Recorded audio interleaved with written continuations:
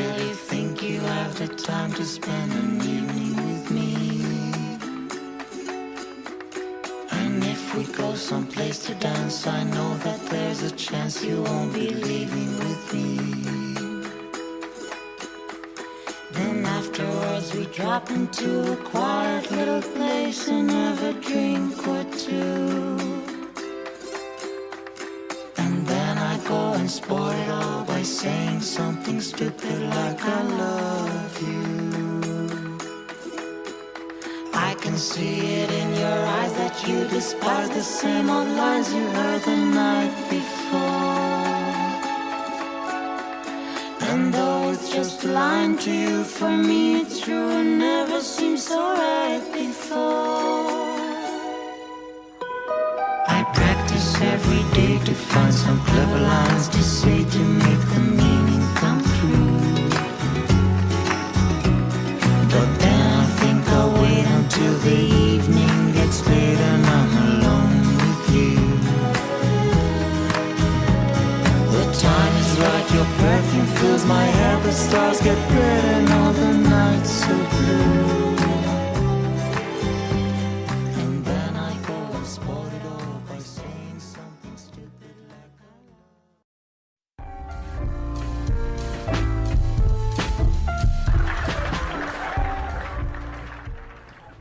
Ladies and gentlemen, welcome back to the No Boundaries Podcast, where the facts are the facts and the opinions hurt people's feelings. Please remember to rate and review us, Apple Podcasts, Google Play, SoundCloud. I don't know what it is that you do on Spotify, but whatever it is, please go and do that. Ladies and gentlemen, it's Welly F. Jay. No cool name for me.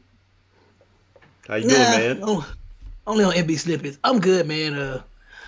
Father Time is undefeated, so I'm just relaxing right now, making sure that I don't do too much because my fucking back hurts. But anyway, yeah, I'm good though. Weekend was straight. Kids on spring break, so yeah, no complaints whatsoever. It's a beautiful thing. How was your weekend? Hey, man, technology failed me this weekend. Technology failed me this weekend. It's been a rough weekend for me in technology, but I think I finally got everything straightened out for the most part. So, hey. Oh yeah, you just switched over to AT&T. How was that? Hell. Really? Because I have the phone number on my watch too, so I can use my watch with my phone not being around. So whenever they switch, they transpose those numbers. And when they transpose the numbers, the watch number was on my phone, but it doesn't receive calls directly. It only syncs to the primary phone number. So all day Saturday, from about 4:00 Saturday, Friday, I couldn't get any phone calls. So I was operating off my work phone, and then they was like, oh, well, we did it back office around 9:30, reset your phone, it should work. Didn't work. So I ended up having to go to the store Saturday. And then he was like, all right, what he should have did the first place, like, all right, I'm just going to give you a new SIM with your number on it. And then that worked. But then he didn't give me any cellular data. So I could make phone calls, but I couldn't get on the internet or anything like that unless I was on Wi-Fi. So then I just called customer service and I was like, oh, yeah, they put your IMEI number in wrong.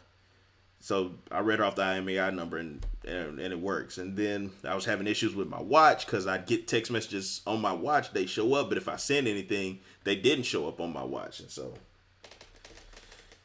one of those clusterfuck. One of those rare times when technology defeats me. Yeah. I like AT&T, but I definitely think Verizon. I mean, Verizon is superior, but obviously you're going to AT&T for the perks that your job is offering, right? I got a badass discount. Yeah, I don't blame you, bro. It is what it is. The rich niggas gotta take advantage of discounts too. Hey, that's how you stay rich. You don't spend it all. You don't spend it all. Hey man, unless you're Bloomberg, you spend it all, you stay rich. So whatever. That guy. Oh man. Check the math. Yeah, please. I'm telling you, man, the idiocy of people involved in politics is baffling to me, dog. Like, I really do not understand how. Like, it's just the blind leading the blind. It's not even worth getting into, dog. Like, the two things I really don't want to talk about today is Megan Thee Stallion and the coronavirus. So outside of that, man, what you got, bro? You know, And I feel like if we talk about the coronavirus, I'm gonna have to talk about politics because there's shit going on with that. But anyways, I've gotten to that age where I'll be like, oh, this would be a great topic. And I don't write it down because I think that I'll remember. And then I just don't remember whatsoever. it's all good. Trust me, it's all good. Yeah, it's all good, bro. Because like I said, I mean, because millions of black podcasts are gonna pretty much talk about the same thing. So, I mean, if I gotta say anything, man, it's just like I said. I think one of the things that really helps this podcast out is the fact that we don't really watch a lot of news. I mean, we see the basic stuff that everybody sees, but at the same time, it's just more important shit going on in the world. And I personally think that that shit doesn't really matter to me. I know for a fact that a lot of black people don't read. I hate to say that stereotype like that, but a lot of black people don't read. So we can't sit here in front like, we're just like on top of our shit when we're reading. Damn, I thought the Clippers won. I'm shocked. I'm not. Anyway, no. You know what's funny? I'm actually glad they lost because people tend to forget that Pacers and the Bulls in the back in the days when they was like when he was with the Heat. I want to say the Bulls went 4-0 against them boys in the regular season, and they still got their ass kicked when it came playoff time, and the Pacers too. Yeah. So like it's like okay, cool. This gives me some hope that in the playoffs we're gonna get a good series. But anyways, let me see something. Speaking about not reading. I've been and I'm gonna let you get your topic off first, but just to give you a heads up, I've been getting more and more exposure to this "do as I say, not as I do" culture that we live in right now, where everybody can tell you how to do it, but they're not really doing it. And to quote Keith, it's really befuddling. Oh yes, but give me an example. I'll start high level. Umbrella. Somebody that doesn't work out at all can tell you exactly what you need to do to get in shape because they know. Wow. Then I'm gonna say the Janae album dropped, and a lot of it, to me, in my perspective, which is just my sole opinion, it's not a fact. It seemed like there was some intertwined, hey, fuck that nigga, do your own shit, kind of vibe to it. But she's in a whole relationship telling y'all need to leave your quote unquote toxic man alone when she's right there with her the man she tattooed on her body, covered up, and then got back with him. So I'm starting to I'm real, and we had this conversation too because we talked about how we hear niggas in they raps talking about selling drugs and all this other stuff, and that didn't motivate any of us from my understanding and my experiences, and my experiences are only based off people that I've been exposed to. That didn't motivate us to go sell drugs. Like Jeezy didn't make me go buy a brick or anything like that. So I'm just trying to wonder or even figure out how does that work for some people that they hear these preachings from, whether it be music, whether it be fitness, whether it be your favorite TV pastor telling you to do all these things, and then they not doing the same things that they're telling you to do. Okay. I'm gonna start with the male side of it. I think in general, black culture, as far as males go, for sure, they have a tendency to gravitate towards the negative lifestyle, which is selling drugs, stealing, just getting into shit that would be perceived as being a gangster. I think that's been prevalent since the 30s. I mean, back when, Bumpy Johnson was in the streets. And I think that if you look at, it's just like even the Wild Wild West, we've always, as far as black people go, we've always tried to make the most from scraps. And I think that when hip hop was born in the 70s and 80s, when the crack epidemic was becoming big, that just got infused into rap, and it just pretty much carried over into the culture. So in my personal opinion, because I know somebody's listening and they're probably thinking, well, no, I know a lot of people that sold drugs because of rap. No, drug selling was already a big deal in the black community. And if you watch Narcos, you can see, boys had connects to black people back in the day. I mean, to the Mexicans and Colombians way back in the day. You could even watch that on Blow. And once again, you know about Frank Lucas. You know about Bumpy Johnson. You know about Nicky Barnes. All that was before rap music. So rap music, all they did was copy the drug dealer. So it was art imitating life. So once again, you could say a small percentage of the population of black males, copied what they saw, in rap music, but just don't forget that was rap music talking about that was influenced by the real streets. So when I look at that, I definitely agree with you. But when it comes to the female side of it, I'm gonna be biased here. I've been listening to Janae since 2011 when Selling Souls came out. So like, I just enjoy her music. And the only thing I can say in her defense is it's honest. I feel like when you're being honest, it's up and down. That's why I don't necessarily label it as me and you jokingly say it's toxic, but in all honesty, like if you're using your common sense, a relationship isn't perfect. So therefore, when you're looking at Janae and Big Sean, you're seeing the highlights and you're enjoying the highlights. But when you see the negative these days, people can relate to it. So I feel like that's why her album and her music is successful, because it's honest and she's not purposely trying to influence anybody to do anything. It just happens to be that we stay in a highly impressionable society and people think that shit is cute. Like, it's not cute. Like, Janae is not doing this because she wants to do it, in my opinion. That's just who she is. As an honest person, you have ups and downs with relationships. Fuck that nigga. Nah, be with that nigga. This and that. Like, that's just being honest. Like, we always... Oh, yeah, definitely. I'm not going to judge her because, I mean, the listeners know about my relationships. They're very well documented on this podcast. So, I'm not going to sit here and judge her for it, not one bit. I just... Like and like I use Lemonade. Like when Lemonade came out, it was all out war on Jay-Z. It was all out war on men. And then Jay-Z put two more in them. So it's kind of like you try to and like I understand taking music for what it is and listening to it like, hey, this is Jay-Z's life. This isn't Jay Brooks's life. This is what Jeezy and Rick Ross did. This is DMX. Some of it's fact, some of it's fable. And I understand taking it for what it's worth. But to me, I feel like I only let it influence my life for motivational purposes. Like, it's not going to influence me to do something negative.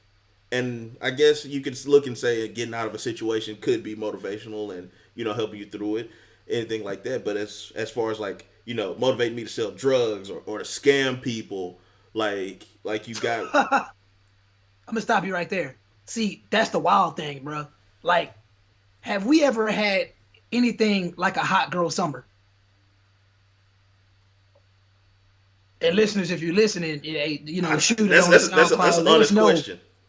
Like, have males had anything like a movement, in the last 10 years that was like a hot girl summer where dudes were doing something based off of like literally a whole movement based off of something that a rapper was saying? Like, there's gonna be a slight pause in this episode because I really want to be honest and think about it. Because has Drake had any movements to where guys jumped on it? I don't think Drake's movements have been for us though. What about Future? Kendrick Lamar? J. Cole maybe inspired. J. Cole in The Weeknd maybe inspired Hair. Yeah. And that was inspired by Basquiat. I'm trying. I mean, I know Bobby Smurda came out and it had people, basically doing dances and stuff. I mean, hey, a good dance will get anybody though. So it's like, it doesn't, it inspires people to dance. I mean, styles. I feel like yeah. I feel like men have. I see men walking around with purses and stuff now, skinny jeans and things like that.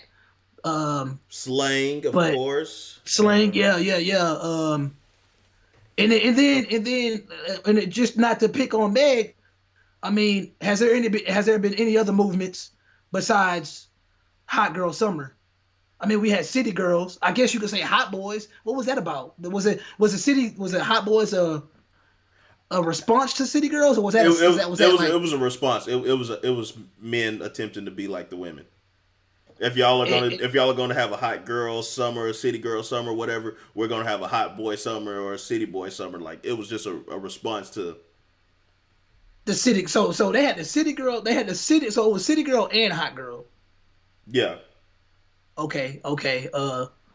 So I'm still thinking, man, because like, and the reason I'm bringing this up is because I really felt like the Hot Girl Summer was way more impactful than anything that the guys did. Because once again, I feel like as far as style and slang goes, I feel like that was made. I feel like Jay-Z and Lil Wayne were pretty. Jay-Z, Lil Wayne, and Kanye are trendsetters. And I feel like as far as being trendsetters, guys kind of, like I said, guys tend to probably copy styles and fashion. But shit, man, as far as the Gatorade and Mercury and the chakras, I feel like the Hot Girl Summer. I feel like there's a lot of things going on in the female community that, like you said, just seems to be like way more influential, and it causes women to like change. Like it causes women to like kind of adapt, and that's not all women. That's like a certain age group that I'm noticing that they kind of emulate that, and it bothers me a lot because I see men copying what women are doing. Like I see more feminine men and more modern men that tend to like try to gravitate towards what women are doing. But once again, I feel like a lot of things that modern men do these days really be influenced by shit that women do. I agree. Right? So, like you said Drake. A lot of the shit that he did wasn't even for us. I mean, you could take for instance that song that he made with that New Orleans bounce shit. What was that song? Nice for what? The Nice for What? Like that wasn't for us. And that's baffling to me. And once again, he influenced something for women, and then women did it.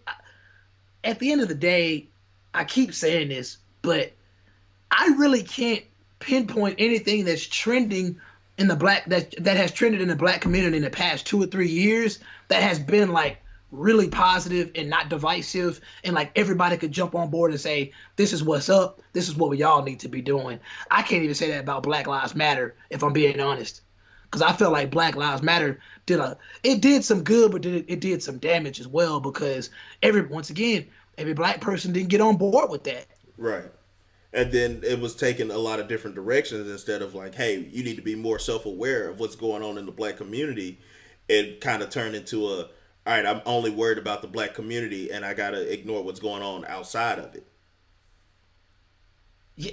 And I feel like that's what we've been doing for a long time, is either ignoring everything that's going on outside of the black community or focusing in on it to the point where we're not accepting those outside factors and how it influences the black community. Because you'll get into the, hey, let's support black businesses, let's buy black, and let's do this and even recently with Target, and they had the I forget the name of the product. It's not Honeywell, it's Honey Pot. The black lady, she had the Honey Pot products in Target, and then there was some outlash saying, white people were getting on Target and they were rating it low because they said, oh, this is a racist product, and then black people in response would go buy it out. And I know we're not talking about the Meg thing, but I feel like that fell in line with the same publicity stunt that was going on. Because like, what if white people ever come out and said, oh, your products are racist? Like, there are plenty commercials on TV with black people selling black shit. There's plenty of commercials on TV with black people selling McDonald's, and nobody's ever said, oh, this is a racist commercial, McDonald's, are racist against white people or anything like that. Target has plenty of commercials with white people, disabled people, and all kinds of stuff. So it's like, this seemed a little too on the nose for me. Understand something. I despise identity politics with a passion, because I don't feel like identity politics really does anything to solve any problems at all. I think it just causes more problems. And I say that to say, like, we're looking at products like they're racist now. It's 2020. Like, what are we talking about? Like, when I go into when a white person goes into a store to get a hair product, when did it get to the point where a white person is looking in the section where it's like, oh, I can't buy this because it's for black hair? And even if they did say that, were they thinking it was black? Like, I mean, were they thinking that it was racist? Like, this item is not for my hair. Okay, that's not racist. It's just like, you're gonna have an aneurysm. So you gotta relax. I swear to God, I'm so confused. Like, it is crazy to me. And like, I hear people try to make it seem like, oh, Trump caused this. How does Trump cause you to go into Target, go into a section, and you see some soap, and it's like it's some soap made in Africa, and all of a sudden you just get mad like, oh, this soap must be for black people only because it's made in Africa. Half the shit you buy is made in China. Does it make you think to yourself, oh, this is racist because this Chinese people made it? Like, how did Trump cause that? I don't see how Trump caused that. I feel like people just have this mindset going into things now, but with the thought process of, everybody's on some for us by us type of shit. And it's like, it's 2020. Like, we're more diverse than we've ever been. It's a big ass melting pot that we live in. And it's like, the more it becomes diverse, it seems like people are making themselves uncomfortable. It's like, cool, there's a section for shit for you. All right, cool. Go to the section for shit. Basically, what I'm saying is, the little bit of segregation that we have now in products shouldn't be that big of a deal. How many white people do you see going into your average beauty supply? Few and far between. Like, and to me, it's like to me, I always bring it down to like the most minute of situations. If I go over there and I'm looking for soap for sensitive skin and they don't have any sensitive skin soap, I'm not finna wild out on people that use regular soap. But guess what? Apparently you should. Be like, man, this isn't fair. This is outrageous. How are you gonna have, soap for regular skin people with good skin? This is unacceptable. Like, this is where we are now. Like, that is wild to me. What was that we had in the group text where the runner was talking about, oh, the people who cook meat, could you please close your windows because it's offensive to us vegans? Oh my God. That is mildly retarded, bro. We say it on this show all the time. Motherfuckers are becoming so woke that they're losing their minds. Like, seriously losing their fucking minds. I'm sitting here like, really? Because I'm barbecuing something that is a freaking American tradition. I'm pretty sure it's not just American, but barbecue, dog? You think I'm finna stop barbecuing because it offends your punk ass? Guess what you need to do? You need to take your ass somewhere where barbecuing is not legal. It's that simple. I mean, it goes back to that mindset. Like, it's funny to me, like, people talk shit about America all day, and then people that love America look to the side and be like, well, go to a country that you like. Why are you here? And then they'll go on their tirade and start talking about bullshit. But it's like, at the end of the day, what are you doing to make your problem better? Exactly. And that is a question that we ask on No Boundaries podcast all the time. You bitch and complain. And I told you off air what complaining does. I truly believe that people complain to transfer their energy onto you. People complain with no solution, and then the objective they have is to make you feel their misery. So they're gonna complain and complain with no solution, and they're gonna transfer that negative energy to you, because they just want you to be mad too. That's what they do these days. If they're not happy, then they don't want to see you happy. If they're offended, they want to see you offended. That's equality to them. That's stupid. It's like, dog, make your situation better. What solutions do you have? You don't like a capitalist country, then move to a socialist country or a communist country. It's not hard. Everybody all of a sudden, they love Canada. Fucking move to Canada then. Like, I agree with that shit now. Like, at first I didn't, but it's getting to the point where it's like, dog, if y'all just gonna bitch and complain about how America is, when 70% of the people that live in America love America, I mean, that's probably a little high, but I do believe that most people with common sense that have actually seen other parts of the world, and they've seen the worst and they've seen the best, I think most people come back with the mindset of America still being one of the top 3 countries that they want to live in. And those top 2 countries, I mean, if they can't afford to live there, you're You're settling for the next best, and I don't feel like there's anything wrong with settling for the next best if you label it as the next best. That's not the same as the lesser of two evils, like people tend to do. Yeah. Because I think that shit is outrageous. To me, it's just like, yeah, if you love something, you want it to be better. Like, I just don't understand the concept of saying, oh, yeah, I love my country. You know, then people say, hey, this is what make our country better. And you're like, no, if you don't like it, you should just leave. No, I want to make it better. I can understand if you not agreeing with what I think makes it better and you having your own visions of how to make it better, that's fine. But I think that if I should want it to be better, you should want it to be better, whether you're in the Klan, whether you're a Panther or whatever. You should have some idea to make your neighborhood, your state, your city, your country, whatever. You should have some idea of how to make it better. There's no state in life where people say, oh yeah, this is perfect as it is. And I think if you do feel that way, I think you're being very delusional. Like, yeah, you could be in a job situation. Hey, this is great. Yeah, I'm in a good place right now. But you're in that place right now. Yeah, hey, my kid just got potty trained. You know, cool. This don't get any better. Well, they're gonna start cooking for themselves. It's gonna continue. You would hope to get better. Hey, my child graduated high school. Hopefully, it gets no better than this. You don't want them to go to college? Well, no. If you want them to go to college, then you should just, it makes no sense to me. Like, we're as humans, I think we're put here to strive for better and to be our best. And so, for you to have a country that's 327 million human beings here, I think a large majority of them should want this to be better. I mean, of course, you have those people who just want to tear shit down, but you should want everything to be better. See, that's my. I feel like we have more people that just want to tear shit down rather than make it better. Because I know people listening are probably thinking, okay, well, Will's saying the opposite. No, I agree with what you're saying because, in my opinion, I feel like a lot of people that bitch and complain, they just want to tear it down with no solution. And like you just said, obviously America can be better, but at the same time, I'm not finna bitch and complain about the state that it is right now due to the fact that I feel like it's a small group of people. It's like really the virtual world because in reality, I don't see this. I don't hear and see a lot of this shit in the physical world. So it's just baffling to me that it's just a lot of bitching and shit in an online space. But in reality, I see people moving and grooving, and they seem to be fairly complacent, so to speak. And once again, yes, America could be better. I don't think America is great. I know I've been to Nigeria. I've been to certain cities in America. I've been, obviously we've been to Mexico.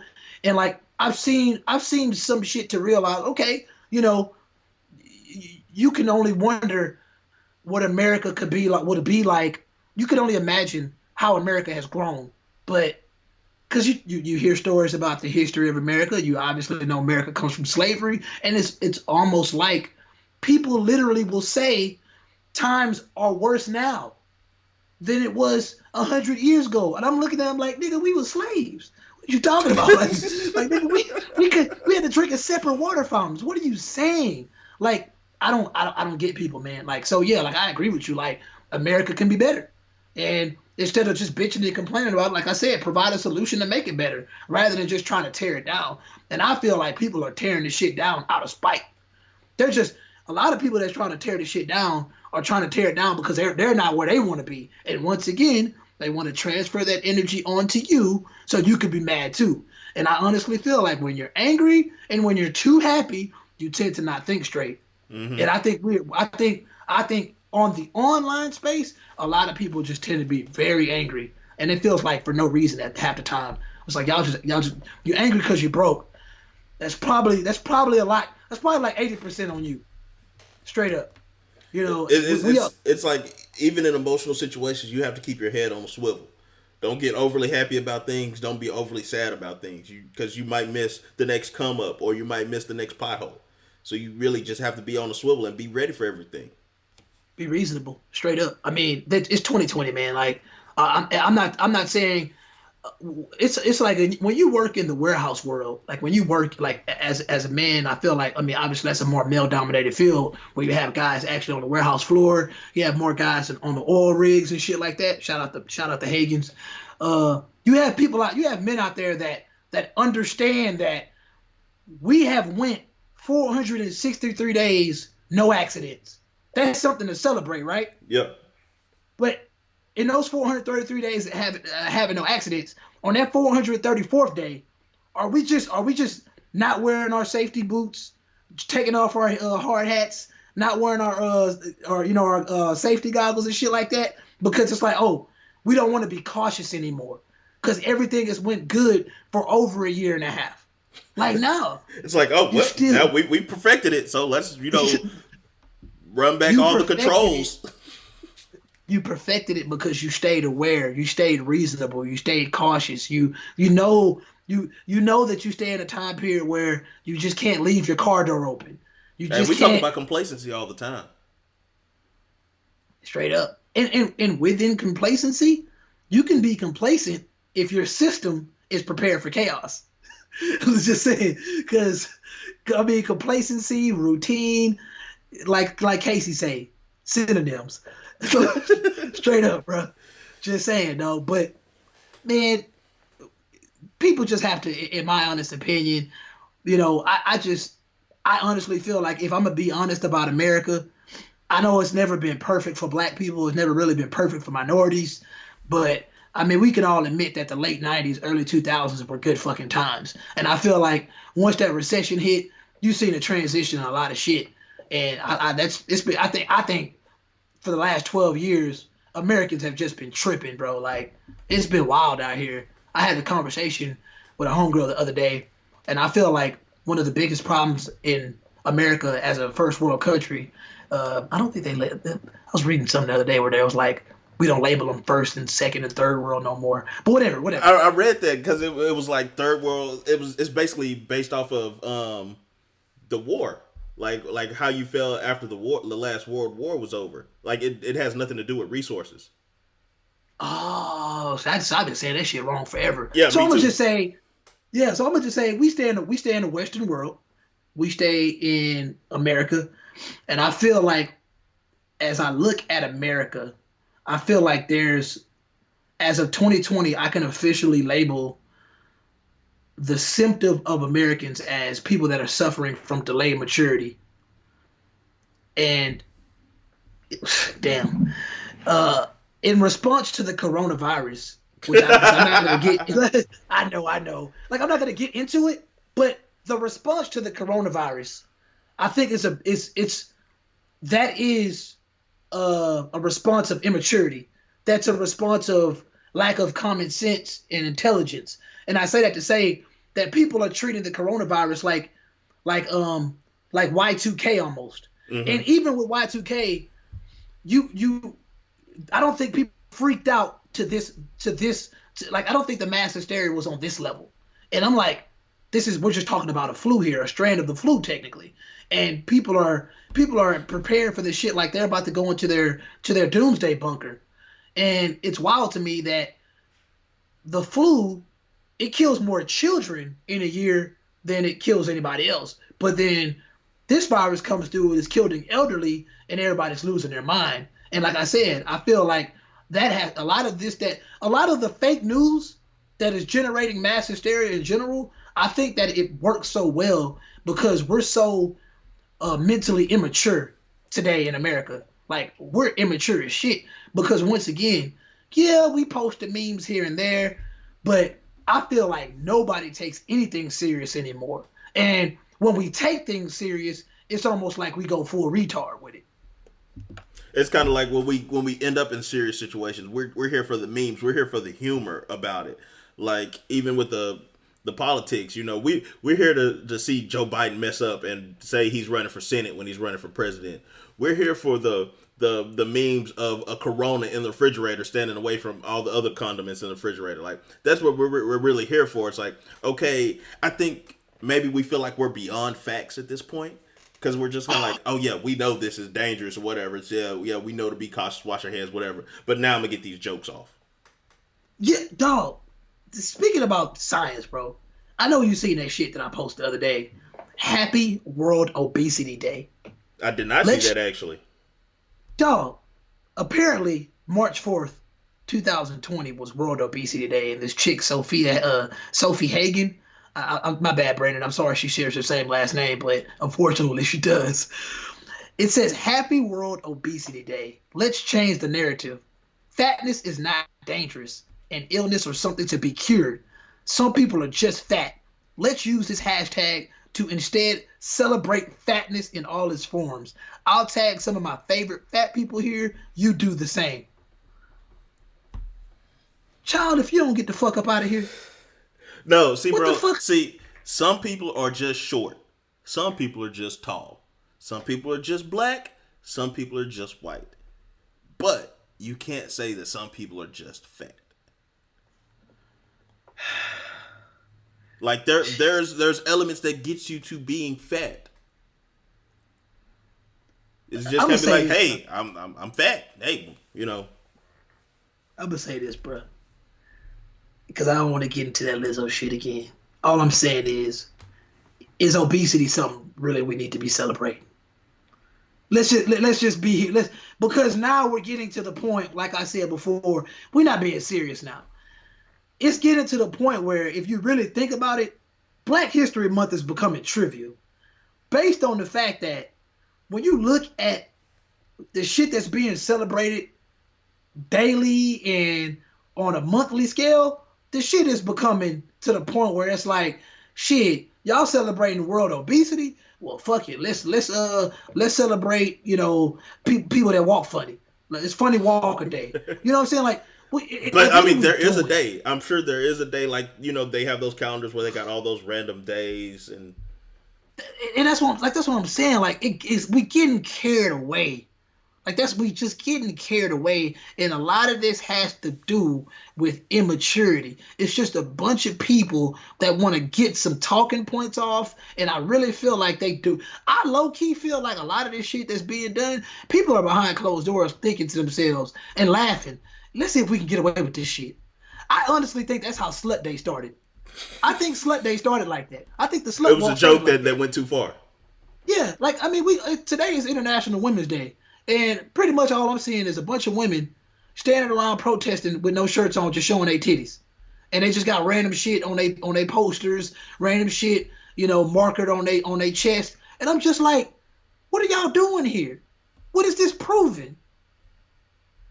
I don't get it. And I just sit there and I think, because we know in the 50s and the 60s when, people were, trying to push the sexual liberation movement and, post-suffrage and all that shit, they actually had something to say then. They were burning the bras, and it felt like it was a message. It was transition. Yeah. Now it just feel like people just want to show their titties, man. And we talked about this before, man. You just want to have your titties out, and you just, like, the chick, I seen Joe Biden fool ass. I think it was Bernie Sanders. I think after he won one of his primaries, some chick just went up on stage with her titties out, and it turns out she was trying to protest for, like, dairy milk or some shit like that. Oh, I remember seeing that. Yeah. And I could be wrong, but I swear that's what it said. I'm like, so what you trying to say? We should be taking your titty milk, and you need to leave the cow milk alone? I don't get it here, because your message is unclear. And once again, your message is unclear because it's coming from an immature mind. You don't even have your thoughts together. You're just running wild, and you're just throwing darts, and you just hoping the shit stick. I feel like that's what immature people do, because a lot of times immature people don't have a plan. Crazy people don't have a plan. No, they don't. It's the Joker, bro. They don't.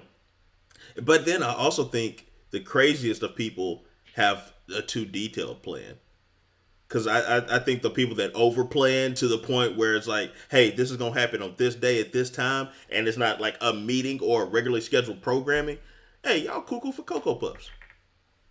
Bro, that's low key. I mean, that's OCD. Yeah. That's OCD. And speaking of that shit, man, along the lines of delayed maturity, once again, like I said, I was talking to my homegirl the other day, and I think her grandparents are celebrating like a 75-year anniversary. Mm-hmm. And I was sitting there thinking, like, man, I'm gonna be honest with you, like, I love I told you and Keith this, I love the ideal of marriage. I feel like, marriage is a dope concept. I feel like people that get married, I wish them the best. I want all my homeboys to get to the point of 75-year marriages, but you gotta think about that now. Yeah, think about it in the context of 2020. Yeah, we living longer, but the way we handle relationships today, it all come back to what I be telling people, because I know people be talking about, oh well, stupid, but you gotta understand something. Gotta understand something. We in our generation are probably not going to see that, due to the fact that we approach relationships once again with an immature mindset. Because back, and I know people are gonna misquote the hell out of me on this. I'm not telling people that they should be getting married at 19 and 20, but all I'm saying is that the ideologies and the philosophies today are encouraging people to put off things that were once held as that were fundamentally important for the growth of society back in the 20th century. So therefore, you had more people getting married earlier in their lifetime, like we had on the examples podcast when we were talking to Gunner, and I was telling Gunner, like, Gunner was talking about how, his parents were very traditional, this and that, and they, been married for, forever. And all I'm saying is, everybody knows this. Obviously, back in the 20th century, people were more traditional. They had a tendency to play roles more. But with the transitioning of the culture and things progressing, so to speak, people have to understand that the 75-year marriages and the 50-year marriages, I personally think that shit is a thing of the past. I hate to sound pessimistic, but we have to realize something. People get married in their 30s now. People still only living to 70 and 80, like, for the most part. It's the older generations obviously were eating, in my opinion, were eating better food. They were less gluttonous.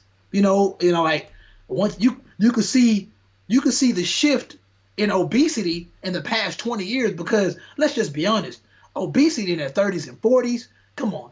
Niggas, if you obese during the Great Depression, bruh, what type of food you was hiding? And even think about the career paths that we have now. A lot of us are more of a sit down at a desk all day kind of career path.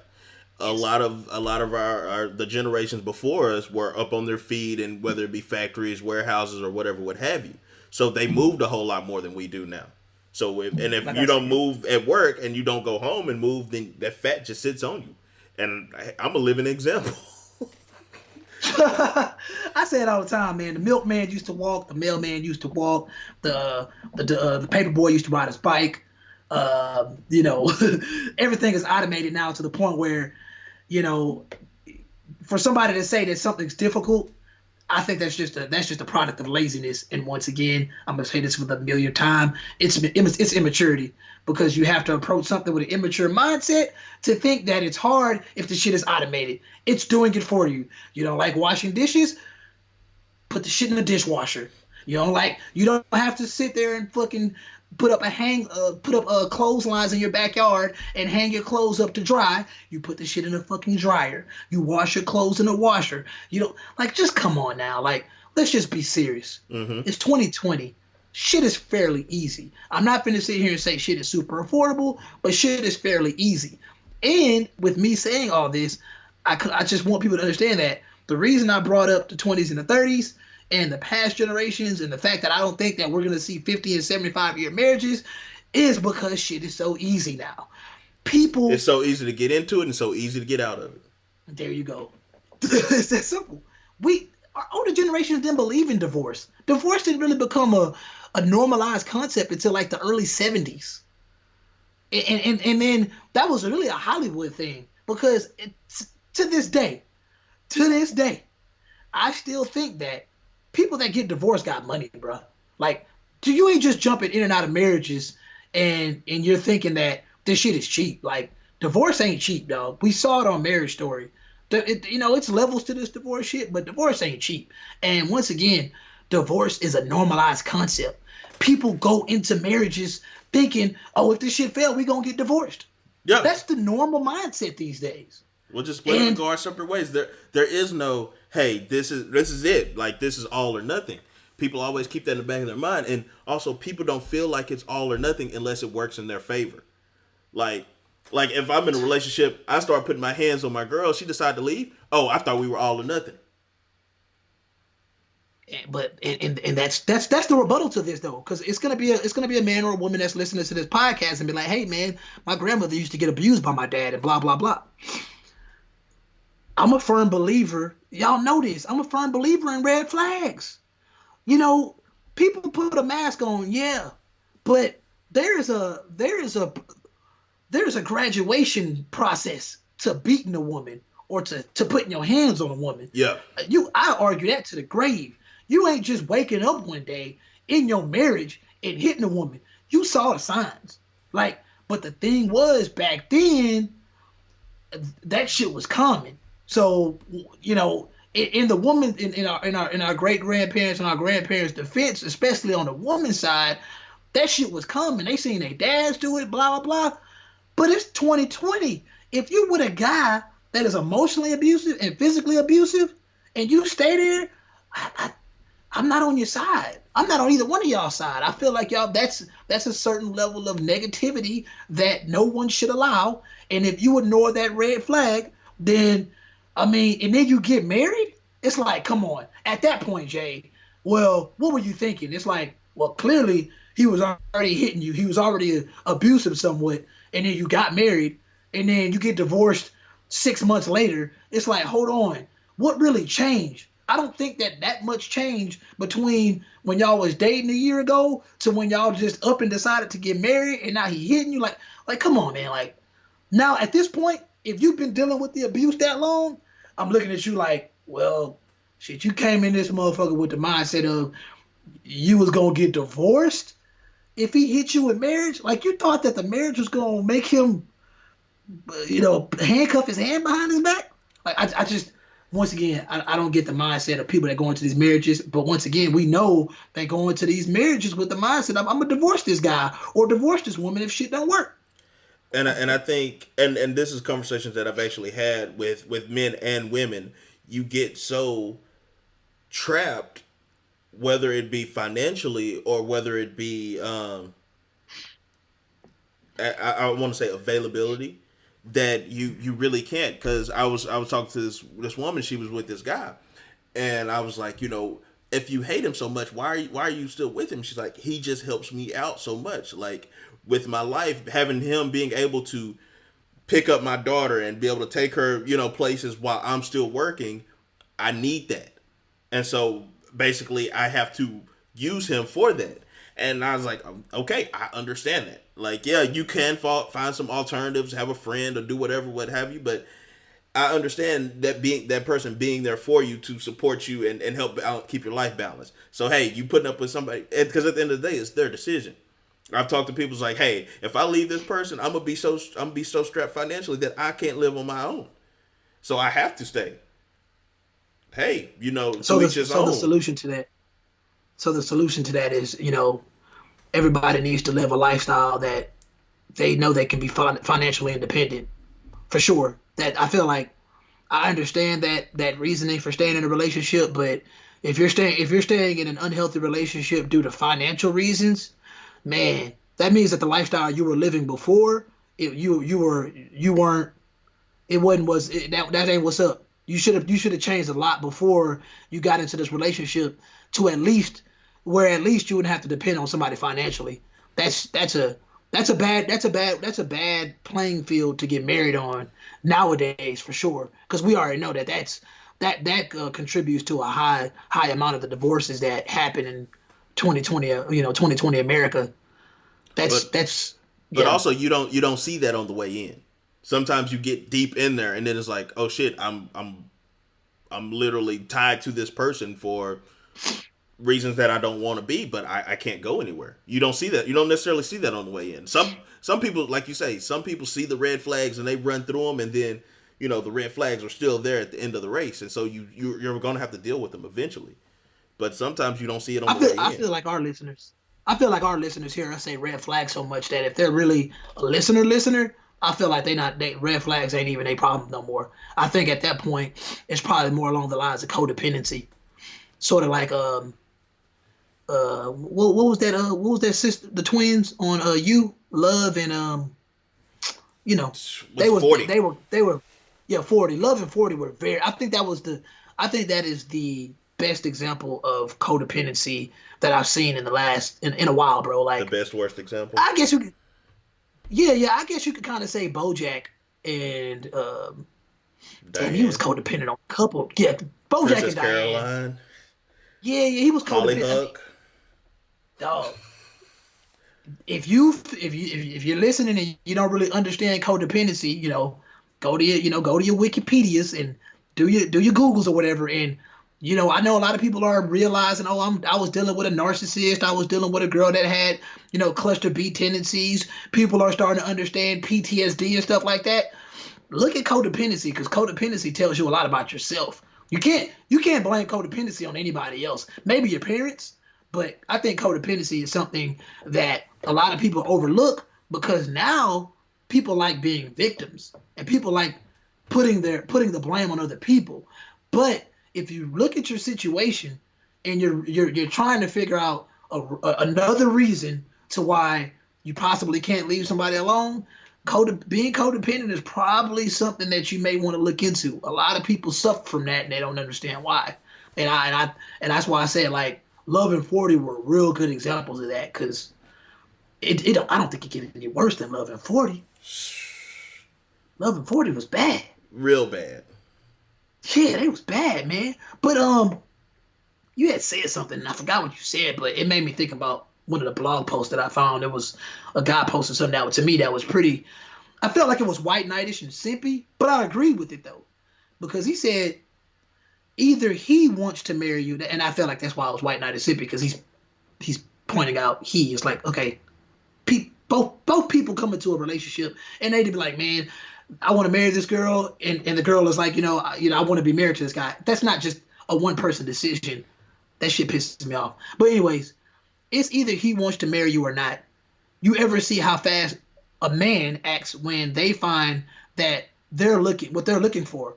Women take a bit longer to decide. If a man is stalling, it's either he's not that into you or he's trying to compromise. Then he goes, the whole getting to know each other narrative is also a sham. You never really get to know anybody enough to commit your life to them. People develop new emotions, triggers, reactions over time. That's why couples who were together 20 plus years divorce all the time. Love is a choice.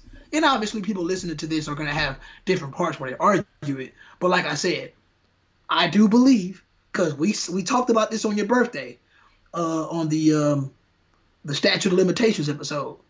This, to me, all points down to pursuit and chase. And I honestly feel like this is a perfect example, like somebody that out there that kind of agrees with what I'm saying, because he said women take a bit longer to decide. I kind of don't agree with that. I do believe that women be knowing what the fuck they want, in a sense of, okay, I see the potential in this guy, so this is a guy I wanted to work with. Mm-hmm. So I feel like once a woman sees the potential, they make their decision. And like I said, I think with men, when a man sees a chick that he really want to fuck with, he can give a shit about getting to know her. He's like, man, I hope this works. Because I've seen guys with those love goggles on, and they're like, man, this is who I wanted to work with. I've seen it so many times that I really feel like like they just run in there blindly, and it's like, hey, I'm come hell or high water, it's gonna work with this person. I mean, I hate to do this, but I'm gonna use somebody as an example that we know. I personally feel like was that guy. I feel like saw his wife today, and he knew right off the bat he wanted to make it work with her. I really would like to hear Chris's story in full. I heard it at his wedding, but I want to hear it in full again, because I feel like he's the perfect example of a guy that got with a woman. He was like, dog, I fuck with her. I want to make it work. The decision was made, and she's a prime example of this guy. This guy cool. Like, I see the potential. I hope it works. And as far as we're concerned, it's working. I don't even feel like that's a perfect situation. I feel like there's two people that are serious about dating. Yeah. They went in there with a mature mindset. They said, this is what we're dating for. This is what we're going to do. Bet. I don't think people date these days with a mature mindset to where they're like, okay, this is the goal.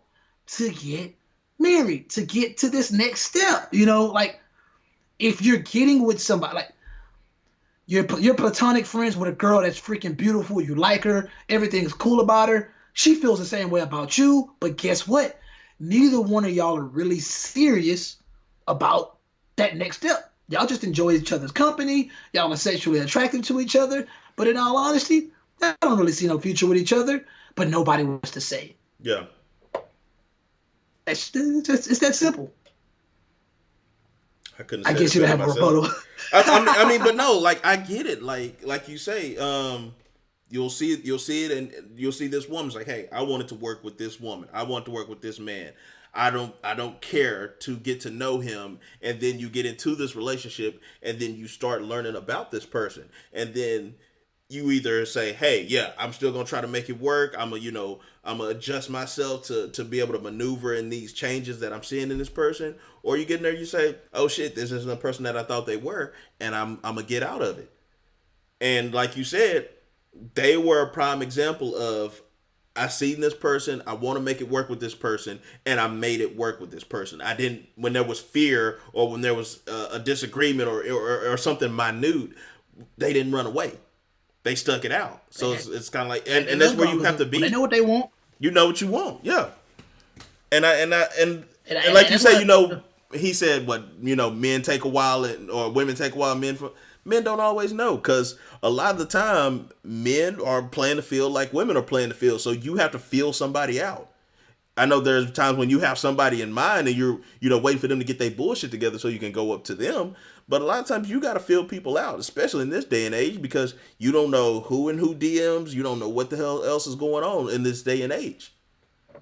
Our great grandparents ain't had to worry about that. They ain't had to worry about that. That's why I say that shit just planted the seed of immaturity. Social media planted the seed of immaturity, to where people that want to get married one day, they think playing the field is cool.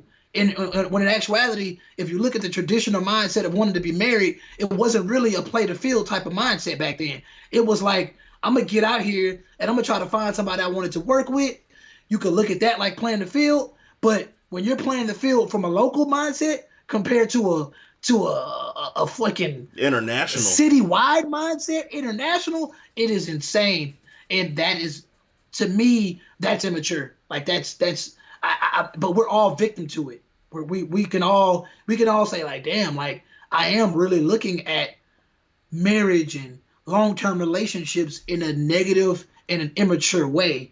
And like I said, I'm gonna say it a million times, because I really feel like that's what it's about. I feel like, and Greg, shout out to Greg, a long-time listener. He's getting real good with his photo shit too. But he came in the DMs and was like baffled, because I put up a poll the other day, and it says, is it crucial that the person you end up with share the same entertainment interest as you? For instance, they don't like any of the TV shows you like except maybe one. And I like your answer the best. My no answer? He was like, that's a loaded question. That's a loaded ass question. Exactly. Why do you feel like that's a loaded question, Jay? Okay, if we only like one TV show that's an hour, 30 minutes out of our week where we have a common bond, that's it? That's all we got? This one TV show? But then again, if we like everything and we're, oh, yeah, I like this, I like this, I like this. What do I have to learn about you? Why am I here if I'm basically dating myself with the vagina? I would want you to expose me to something new, because like I catch my girlfriends and people I'm dating, I catch them picking up my slang, because I'm exposing them to something new. I'm gonna point out something to you, and this is for Greg to understand too, because Greg gave me a pretty good answer as far as he said that's not a big deal. 68% of the people that voted said it's not a big deal, and I think on the Examples podcast it was more like 60-40. But bottom line, I think the 40% of the people that say that we won't last is because I think a lot of those people look at relationships. They're looking at the relationships down the line, because you got to think about something. A lot of people get with people right now because they're fun, they're adventurous, they finna be going out to eat and all that. They're kind of in the honeymoon stage. That But honeymoon I stage. think, yeah, I think that people that said that we won't last, they're looking at the portion of their relationship down the line where we finna be sitting in the house a lot. We finna be sitting around chilling a lot. So if when we chilling, we in separate rooms all the time because I don't want to watch Love and Hip Hop. I'm trying to watch basketball or trying to watch a horror film. Then eventually we gonna grow apart.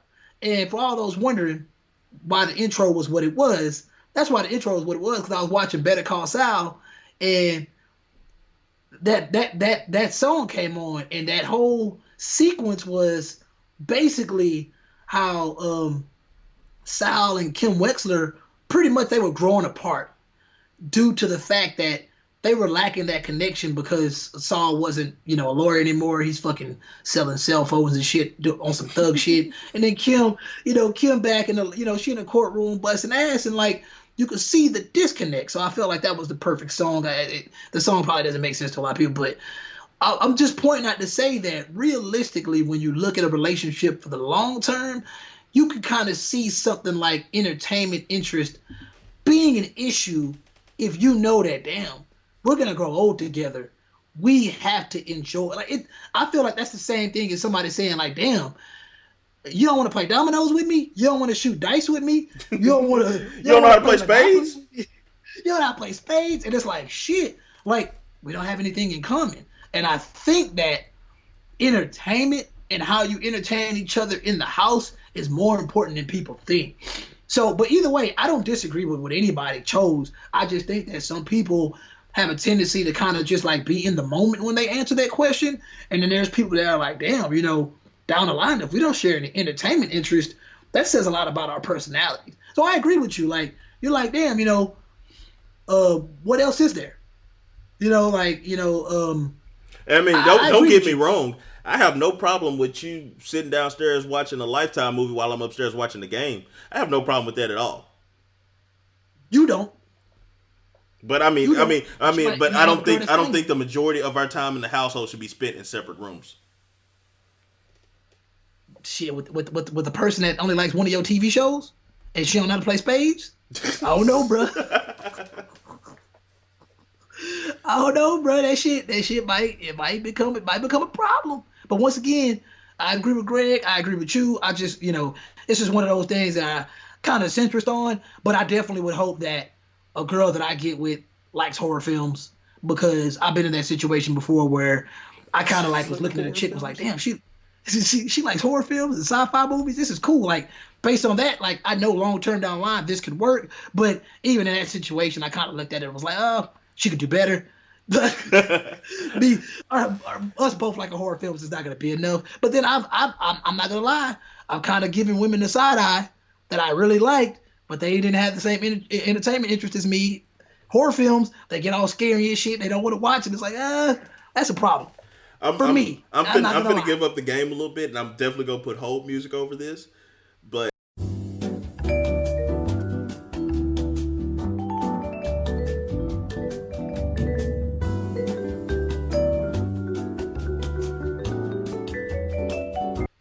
kind of along the lines of you just want a person to take the initiative to kind of like, when you kind of want to be babied, you want to be babied. Just some consideration. Consideration. Yeah. I get what you're saying. Yeah, just a little consideration. Yeah. Got you. Yeah, we've been going pretty long, man. I'm pretty sure people have fell asleep by now. But yeah, man. At the end of the day, man, I just think that people just need to become more mature. And like one of my favorite posts that I posted this week was turn off your TV and think for yourself. I've seen that. It all comes down to the point where like, who's really influencing your decisions? Who's influencing the shit that you're doing in life? I think if a lot of people sat there and really thought about it, they'd realize that, a lot of us are just followers. A lot of us aren't even doing things that we genuinely want to do. We're doing it based on the fact that somebody else is doing it. And that's corny. Because at the end of the day, you won't really be happy if you're living a life like that. Yeah, man. Yeah, so that's all I got for today. My son's he's ready to be picked up now. So what's your words of advice, man? I know you got some fire. My words of advice are hurt people, but only you determine how long that hurt lasts. And so I always like to keep in mind that I call it the 3-day theory. If something's going down that's not going to matter in 3 days, then I don't think you should blow it up. Yes, it's cool to mention it, but I don't think it should be a huge fallout, drag out ordeal if it's not going to matter in 3 days. Because there's a lot of times people get into situations with family, friends, co-workers, and lovers that you've had this knockdown, drag out, and then in 3 days, a week, a month later, you don't even know what you're mad about. So, like I said, when hurt people, don't let it go over your head. I like that, man. I'm not even going to even try to, words of advice, man, after that. But I am going to suggest was a post from Humans of New York that was put up earlier this week. It was I think it was 11 pages worth of, it was 11 captions worth of material that you need to read. But I think it's worth a read. It was about old buddy from North Carolina. Let me see if I could get his name. I thought it was an interesting story. I think everybody should read it because it's kind of funny. And it was about Bobby Love. A story about Bobby Love on Humans in New York on Instagram. I think it's a worthwhile read just based on the fact that I like the way it ended. And I think it kind of goes along with my point of people wanting to make things work and knowing that they can work and looking at it from a certain viewpoint as they're in it. Even the woman says some things in there that make me say, okay, that's a reasonable way to look at it. Because once again, the signs were there. She ignored some things, but overall, I think her experience in this situation was fairly positive.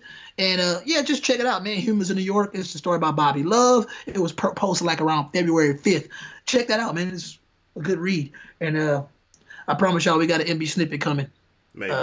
Even though, yeah, maybe. Either way, I enjoy doing those. So it's not like I'm gonna die over if we miss a week or two. But yeah, man, that's all I got.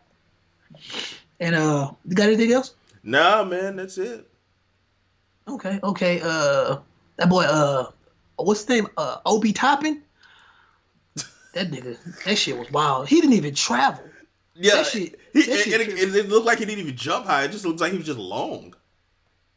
Bruh, like, y'all gotta check that out, man. Matter of fact, check that out too, man. Go to Obi Toppin, Dayton College. You want to see some wild shit? That nigga, they're wild. Watch Freaks on Netflix. Oh, how was that? I watched it today. It was pretty good. Played with the heartstrings. Is it season or just a movie? A movie? Yeah, called Freaks. Oh, okay. Check that Okay, out. man. Hopefully, I get a chance to crack down on my Castlevania. I don't recommend that to people because I know a lot of people don't like anime, but Castlevania is my shit. And Better Call Saul, like I enjoy it a lot. But if you don't like Breaking Bad, then it's not worth watching. So yeah. With that being said, this has been the No Boundaries Podcast. Thank you for listening. But ever since the dawn of civilization, people have craved for an understanding of the underlying order of the world. There ought to be something very special about the boundary conditions of the universe. And what can be more special than that there is no boundary?